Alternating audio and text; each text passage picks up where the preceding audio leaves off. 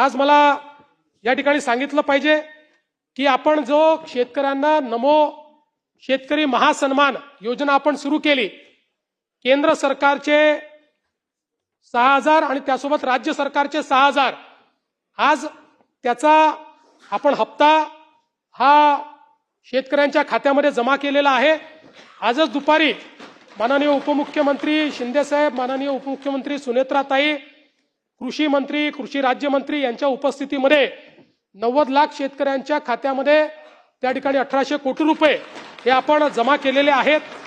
आणि आता मला सांगितलं पाहिजे की केंद्र सरकार आणि राज्य सरकार मिळून आतापर्यंत शेतकऱ्यांच्या खात्यामध्ये जी काही केंद्र सरकारची योजना आणि आपली नमो महासन्मान योजना आहे, या दोन योजनेच्या अंतर्गत शेतकऱ्यांच्या खात्यामध्ये 90 लाख शेतकऱ्यांच्या खात्यामध्ये 54,000 कोटी रुपये आपण जमा केलेले आहेत। आमचे माननीय सुधीर भाऊ हे सातत्याने धानाच्या बोनसच्या संदर्भात त्या ठिकाणी आग्रही आहेत। सुधीर भाऊ, मी आपल्याला एवढं सांगतो, तत्वतः धानाला बोनस द्यायला आमची मान्यता आहे। फक्त या वर्षीची सगळी परिस्थिती जी आहे त्याचं आकलन आम्ही करतो, कारण नाही धानालाही देऊ, ते अडचणीत ऑलरेडी गेले आहे, त्याचं नुकसान झालेलं आहे, पण धानालाही बोनस देण्यात येईल। त्याचा जो क्वांटम आहे आणि जी पद्धती आहे या संदर्भात लवकरच आम्ही निर्णय घेऊन पण धानाला बोनस देण्याचा निर्णय हा राज्य सरकारने निश्चितपणे या ठिकाणी घेतलेला आहे। विषयांचं पत्र दिलं तर बैठक नक्की लावू।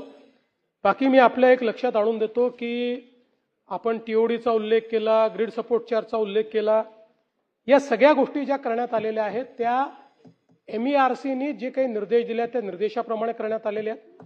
पण मी जाणीवपूर्वक सांगतो, कारण खूप मोठ्या प्रमाणात लोकांमध्ये संभ्रम तयार होतो आणि म्हणून मी सांगतो की आता जर प्रश्नोत्तराचा तास उत्तर संपेपर्यंत वाढवण्यात येत आहे।